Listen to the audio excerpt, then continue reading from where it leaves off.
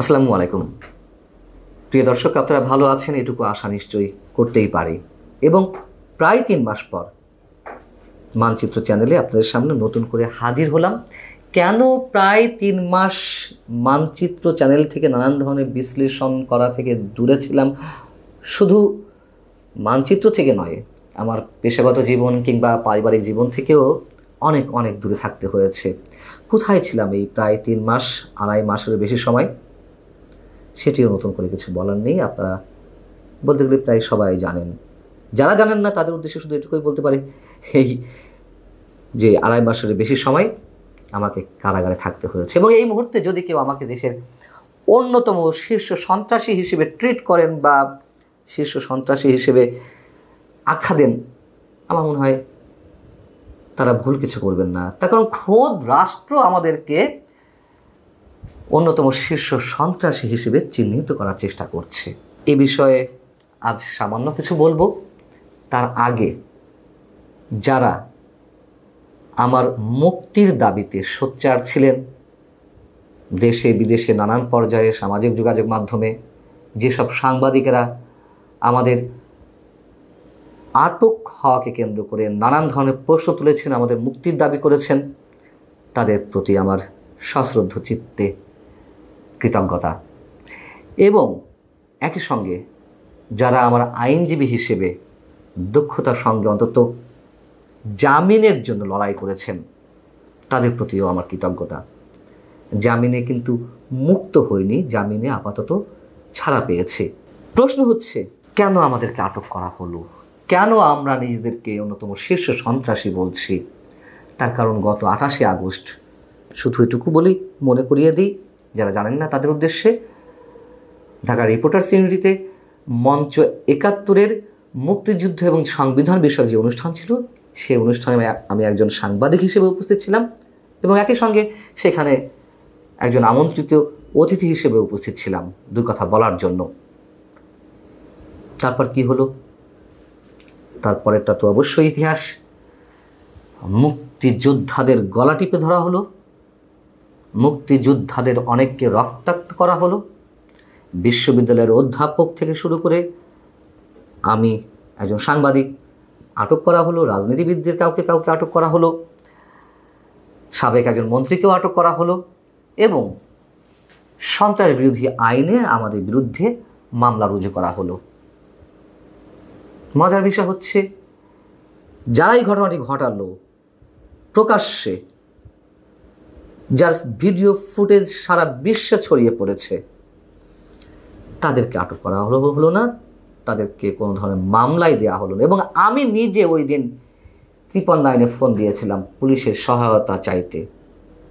সহায়তা চেয়ে পুলিশ ঠিকই এলো, আমাদেরকে ধরে নিয়ে গেল নিরাপত্তা দেওয়ার নাম করে এবং পরবর্তীতে সন্ত্রাসী হিসেবে মামলায় জড়িয়ে দেওয়া হলো। আরও মজার কথা হচ্ছে, শুধু ওই দিন যারা মব ঘটিয়েছেন তাদের প্রসঙ্গ ছাড়াও মঞ্চ ৭১-এর ওই দিনের অনুষ্ঠান যাতে না হতে পারে তার জন্য সরাসরি হুঁশিয়ারি উচ্চারণ করা হয়েছিল কোনো কোনো সংগঠনের ব্যানার থেকে।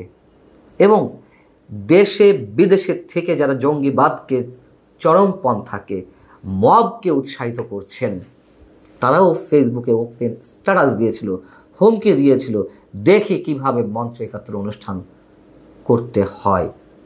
এর আগে আপনাদের একটু মনে করিয়ে দিই, ব্যক্তিগতভাবে আমার বিরুদ্ধে অসংখ্য কন্টেন্ট করা হয়েছে একটি সংঘবদ্ধ চক্রের পক্ষ থেকে আমাকে আটকের দাবি জানিয়ে, আমার ব্যাংক ব্যালেন্স খতিয়ে দেখার দাবি জানিয়ে সরকারের কাছে তারা এসব দাবি জানিয়ে নানান ধরনের বক্তব্য উপস্থাপন করেছে। এবং সেই জায়গা থেকে আমার যারা শুভনোধ্যায়ী, আমার যারা শুভাকাঙ্ক্ষী, আমার যারা সহকর্মী, তারা আশঙ্কা প্রকাশ করে আসছিলেন যে কোনো সময় আমাকে আটক করা হতে পারে।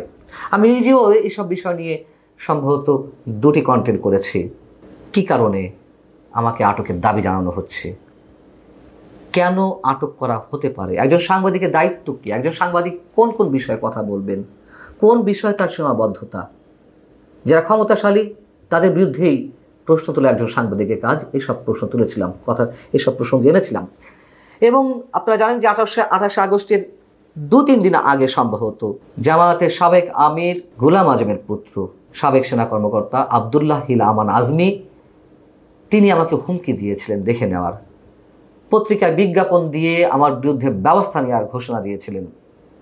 সেই জায়গা থেকেও নতুন করে আশঙ্কা সৃষ্টি হলো, আশঙ্কাটি তীব্র হলো, আমাকে আটক করা হতে পারে। তাহলে কি প্রশ্ন করব, যে কোনো উপায়ে আমাকে আটক করার কোনো পরিকল্পনা থেকেই 28শে আগস্ট এই ঘটনা কাজে লাগানো হয়েছে? কি অপরাধ ছিল এই আয়োজকদের এই অনুষ্ঠানের? মুক্তিযুদ্ধ নিয়ে কথা বলা যাবে না, সংবিধান নিয়ে কথা বলা যাবে না, আর তো অনেকে বলছে। কিন্তু ওই অনুষ্ঠানের আয়োজকদের বা ওই অনুষ্ঠানে যারা উপস্থিত ছিলেন তাদের অপরাধ কী ছিল? আমাদেরকে যে সন্ত্রাস বিরোধী আইনে মামলা দেওয়া হলো আমাদের বিরুদ্ধে, সেই আইনে কি বলা হয়েছে? সেই আইনে বলা হয়েছে স্পষ্টভাবে যে সন্ত্রাস বিরোধী আইনটি যেভাবে তৈরি হয়েছে তার বিভিন্ন ধারায় এভাবে উল্লেখ আছে, যদি কারো কর্তৃক রাষ্ট্রীয় সম্পদ ধ্বংসপ্রাপ্ত হয় তিনি সন্ত্রাস বিরোধী মামলায় মামলার আসামি হিসেবে অভিযুক্ত হতে পারেন। কোন সম্পদ সেদিন নষ্ট করা হয়েছিল?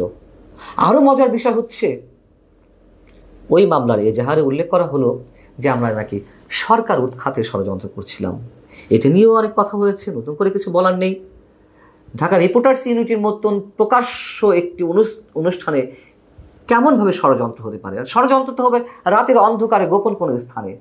আরও মজার বিষয় হচ্ছে আমার বিরুদ্ধে যখন রাষ্ট্রপক্ষ থেকে অ্যাপিল করা হলো যে আমার উচ্চ আদালতে যে জামিন করা হয়েছে না, জামিন মঞ্জুর করা হয়েছে, তার বিরুদ্ধে স্টে অর্ডারের জন্য রাষ্ট্রপক্ষ থেকে দাবি জানানো হলো সুপ্রিম কোর্টের অ্যাপিলেট ডিভিশনে যে আমরা নাকি সশস্ত্র বিপ্লব করতে চেয়েছিলাম।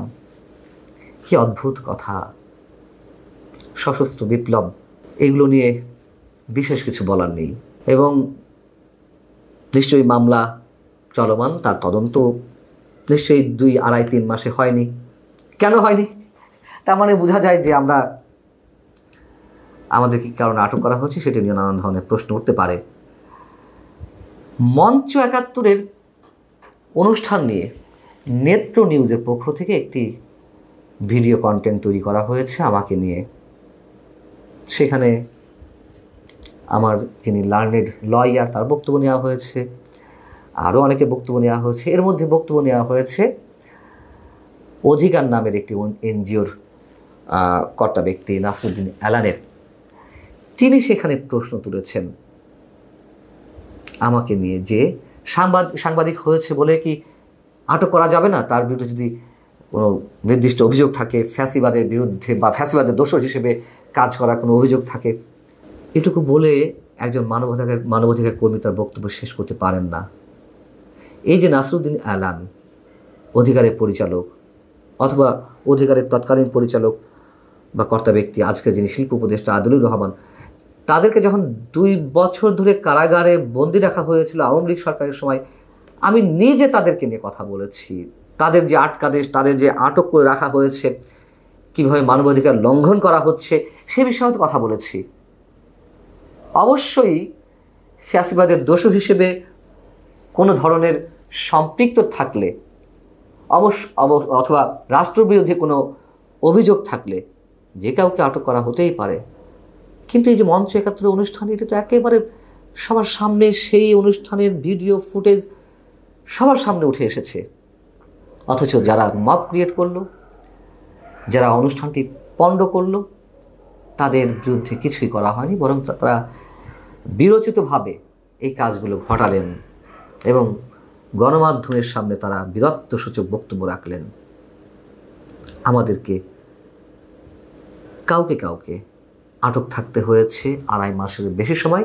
এখনও কারাগারে আটক রয়েছেন ঢাকা বিশ্ববিদ্যালয়ের আইনের অধ্যাপক শেখ হাফিজুর রহমান কার্জন, রাজনৈতিক ব্যক্তিত্ব আবদুল্লাহ হিল কায়ুম, 80 ঊর্ধ্ব বয়স একজন মুক্তিযোদ্ধা গোলাম মোস্তফা, মুক্তিযোদ্ধা আনিসুর রহমান বুলবুল, সাবেক সচিব আবু আলম শহীদ খান,